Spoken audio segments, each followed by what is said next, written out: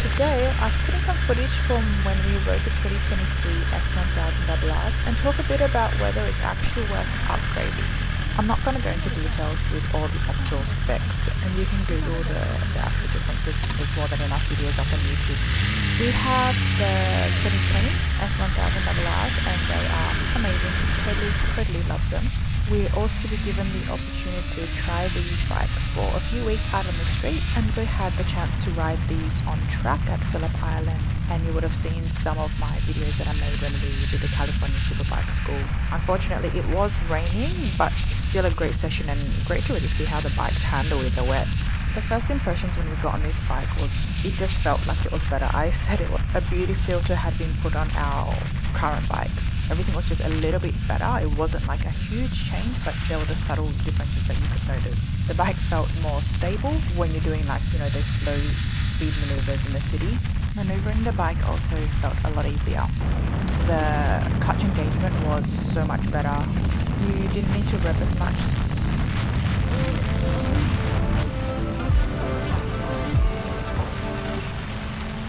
She got a body like a goddess, and she talks so sweet. It's like I can't believe I'm the one that she wanted.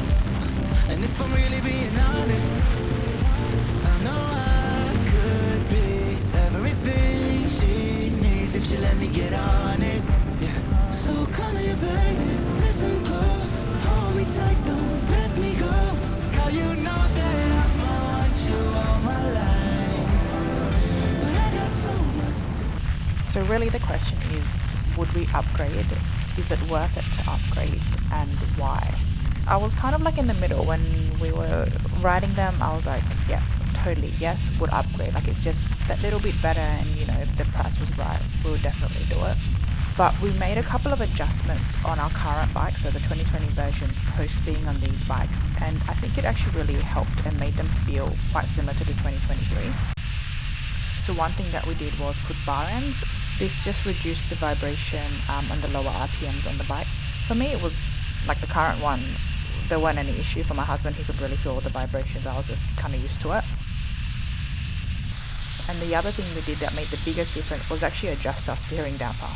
So they were sitting at 0 originally, so we put them up to I think around 4 or 5 to make the steering a little bit heavier. And what that did was actually make the slow maneuvers and the city riding so much better and a lot more stable, right? Because now your input when you're putting on the steering to go around cars or whatever it is, it's more stable because it's not so twitchy with the steering. That one for me was the biggest difference, and I'm just full in love with my bike again now. We also got our bikes recently serviced, and bikes felt even better to ride. So obviously new oil, new brake fluids, they put in a new air filter. They also did a software update, and because these bikes are all full of electronics, it felt as if doing that software update made the bikes ride a bit better. My husband swears that with the service that the bike now holds the line even better than it did previously. So I'm probably certain that the software update does something, but I have not researched or googled this. Oh, and also the 2023 model has less burbles, and you can only get them in race mode versus getting them in dynamic on the 2020. But I think that's going to, you get them in the road one as well. But I think that's probably going to be standard across all motorbikes, given the EU standards are getting stricter and stricter every year. Plus, we're going to eventually one day be having electric motorbikes that will have no noise. Apart from that, cosmetically, obviously, it's a lot different. These 2023 have the wings on them, and I know people are very divided between whether they like them or not. I don't mind them. I think they look great in person. I don't love them so much that I'm going to put some on my bike, but I don't hate them that I'm not going to buy the motorcycle because they're on there.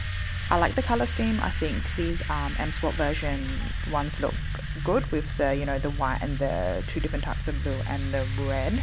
I will say though, when you see these ones out on the road riding, they don't have the same visual impact as the older generation, with the blue and red on the front part of the fairings, because you can you really see that when the bike is kind of coming towards you, versus this one, you've only got the blue on one side of it.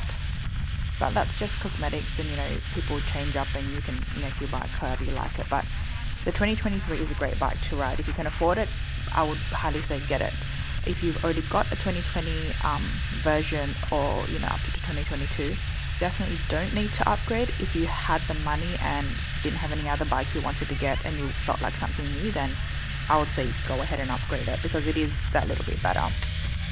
Hopefully my thoughts were something interesting for you to listen to. So you know the drill. Thank you for watching. Stay safe always, and I'll see you in the next one. Bye. Yeah, keep on coming.